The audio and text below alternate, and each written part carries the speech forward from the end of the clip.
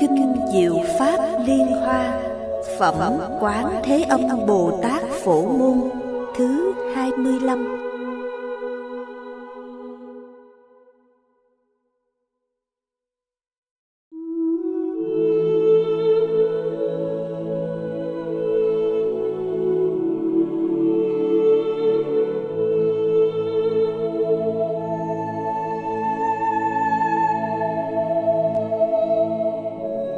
Tôi nghe một thổi kia Đức Thích Ca Thế Tôn hiện ở tại thành Dương Xá trong núi Kỳ Xà Quật.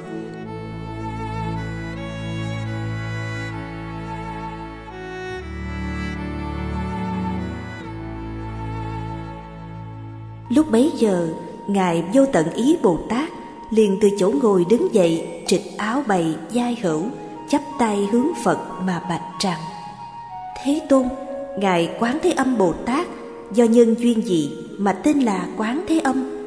Phật bảo Ngài Vô Tận Ý Bồ Tát: Thiện nam tử, nếu có vô lượng trăm nghìn muôn ức chúng sanh chịu các khổ não, nghe Quán Thế Âm Bồ Tát này một lòng xưng danh, Quán Thế Âm Bồ Tát tức thời xem xét tiếng tâm kia đều đặng giải thoát.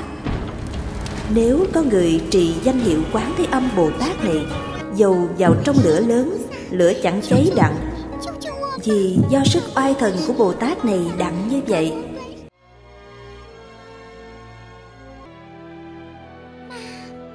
Nếu bị nước lớn làm trôi, xưng danh hiệu Bồ Tát này liền đặng chỗ cạn.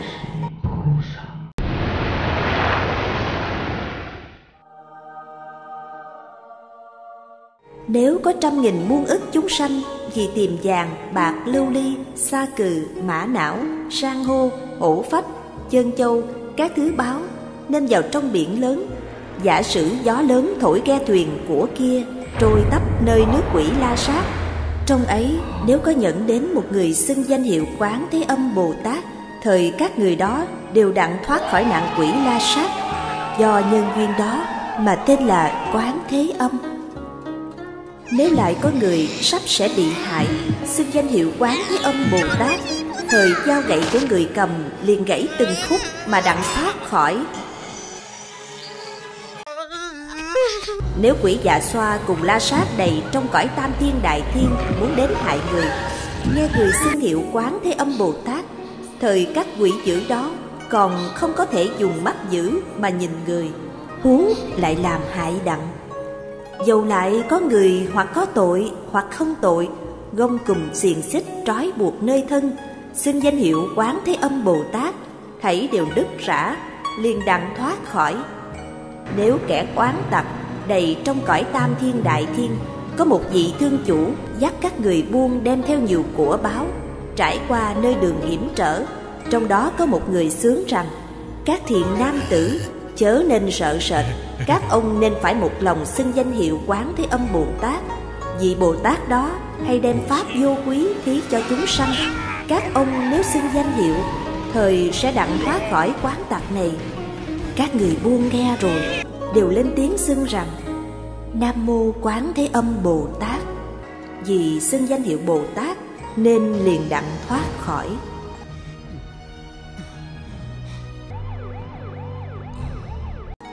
Vô Tận Ý Quán Thế Âm Đại Bồ Tát, sức oai thần cao lớn như thế, nếu có chúng sanh nào nhiều lòng dâm dục, thường cung kính niệm Quán Thế Âm Bồ Tát, liền đặng ly dục.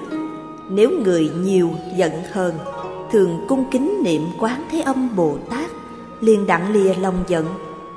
Nếu người ngu si, thường cung kính niệm Quán Thế Âm Bồ Tát, liền đặng lìa ngu si. Vô Tận Ý Quán Thế Âm Bồ Tát có những sức oai thần lớn, nhiều lợi ích như thế, cho nên chúng sanh thường phải một lòng tưởng nhớ. Nếu có người nữ, giả sử muốn cầu con trai, lễ lại cúng dường Quán Thế Âm Bồ Tát, liền sanh con trai phước đức trí huệ. Giả sử muốn cầu con gái, bèn sanh con gái có tướng xinh đẹp, trước đã trồng cội phước đức, mọi người đều kính mến. Vô Tận Ý Quán Thế Âm Bồ Tát có sức thần như thế. Nếu có chúng sanh cung kính lễ lại Quán Thế Âm Bồ Tát, thời phước đức chẳng luống mất, cho nên chúng sanh đều phải thọ trì danh hiệu Quán Thế Âm Bồ Tát. Vô tận ý, nếu có người thọ trì danh tự của 62 ức hằng hà sa Bồ Tát, lại trọn đời cúng dường đồ ăn uống, y phục, giường nằm, thuốc thang, ý ông nghĩ sao? Công đức của người thiện nam tử, thiện nữ nhân đó có nhiều chăng? Vô tận ý thưa: Bạch Thế Tôn, rất nhiều. Phật nói: Nếu lại có người thọ trì danh hiệu Quán Thế Âm Bồ Tát, nhận đến một thời lễ lạy cúng dường, thời phước của hai người đó bằng nhau không khác, trong 100.000 muôn ức kiếp không thể cùng tận. Vô tận ý, thọ trì danh hiệu Quán Thế Âm Bồ Tát, đặng vô lượng vô biên phước đức lợi ích như thế. Ngài Vô Tận Ý Bồ Tát bạch Phật rằng: Thế Tôn, Quán Thế Âm Bồ Tát dạo đi trong cõi Ta Bà như thế nào? Nói pháp cho chúng sanh như thế nào? Sức phương tiện việc đó thế nào? Phật bảo Vô Tận Ý Bồ Tát: Thiện nam tử, nếu có chúng sanh trong quốc độ nào đáng dùng thân Phật đặng độ thoát, thời Quán Thế Âm Bồ Tát liền hiện thân Phật mà vì đó nói pháp. Người đáng dùng thân duyên giác đặng độ thoát, liền hiện thân duyên giác mà vì đó nói pháp. Người đáng dùng thân thanh văn đặng độ thoát, liền hiện thân thanh văn mà vì đó nói pháp. Người đáng dùng thân phạm dương đặng độ thoát, liền hiện thân phạm dương mà vì đó nói pháp. Người đáng dùng thân đế thích đặng độ thoát, liền hiện thân đế thích mà vì đó nói pháp. Người đáng dùng thân tự tại thiên đặng độ thoát, liền hiện thân tự tại thiên mà vì đó nói pháp. Người đáng dùng thân đại tự tại thiên đặng độ thoát, liền hiện thân đại tự tại thiên mà vì đó nói pháp. Người đáng dùng thân thiên đại tướng quân đặng độ thoát, liền hiện thân thiên đại tướng quân mà vì đó nói pháp. Người đáng dùng thân Tỳ Sa Môn đặng độ thoát, liền hiện thân Tỳ Sa Môn mà vì đó nói pháp. Người đáng dùng thân Tiểu Dương đặng độ thoát, liền hiện thân Tiểu Dương mà vì đó nói pháp. Người đáng dùng thân Trưởng Giả đặng độ thoát, liền hiện thân Trưởng Giả mà vì đó nói pháp. Người đáng dùng thân Cư Sĩ đặng độ thoát, liền hiện thân Cư Sĩ mà vì đó nói pháp. Người đáng dùng thân Tể Quan đặng độ thoát, liền hiện thân Tể Quan mà vì đó nói pháp. Người đáng dùng thân Bà La Môn đặng độ thoát, liền hiện thân Bà La Môn mà vì đó nói pháp. Người đáng dùng thân Tỳ Kheo Ni, Ưu Bà Tắc, Ưu Bà Di đặng độ thoát, liền hiện thân Tỳ Kheo Ni, Ưu Bà Tắc, Ưu Bà Di mà vì đó nói pháp. Người đáng dùng thân phụ nữ của Trưởng Giả, Cư Sĩ, Tể Quan, Bà La Môn đặng độ thoát, liền hiện thân phụ nữ mà vì đó nói pháp. Người đáng dùng thân đồng nam, đồng nữ đặng độ thoát, liền hiện thân đồng nam, đồng nữ mà vì đó nói pháp. Người đáng dùng thân trời, rồng, dạ xoa, Càn Thác Bà, Atula, Ca Lâu La, Khẩn Na La, Ma Hầu La Già, nhân cùng di nhân đặng độ thoát, liền đều hiện ra mà vì đó nói pháp. Người đáng dùng thân chấp Kim Cang Thần đặng độ thoát, liền hiện chấp Kim Cang Thần mà vì đó nói pháp. Vô tận ý, Quán Thế Âm Bồ Tát đó thành tựu công đức như thế, dùng các thân hình dạo đi trong các cõi nước để độ thoát chúng sanh, cho nên các ông phải một lòng cúng dường Quán Thế Âm Bồ Tát.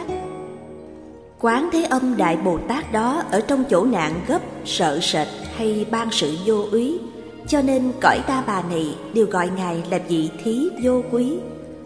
Vô tận ý Bồ Tát bạch Phật: Thế Tôn, con nay phải cúng dường Quán Thế Âm Bồ Tát. Liền mở chuỗi ngọc bằng các châu báu nơi cổ, giá trị 100.000 lượng vàng, đem trao cho Ngài Quán Thế Âm mà nói rằng: Xin Ngài nhận chuỗi trân bảo pháp thí này. Khi ấy Quán Thế Âm Bồ Tát chẳng chịu nhận chuỗi.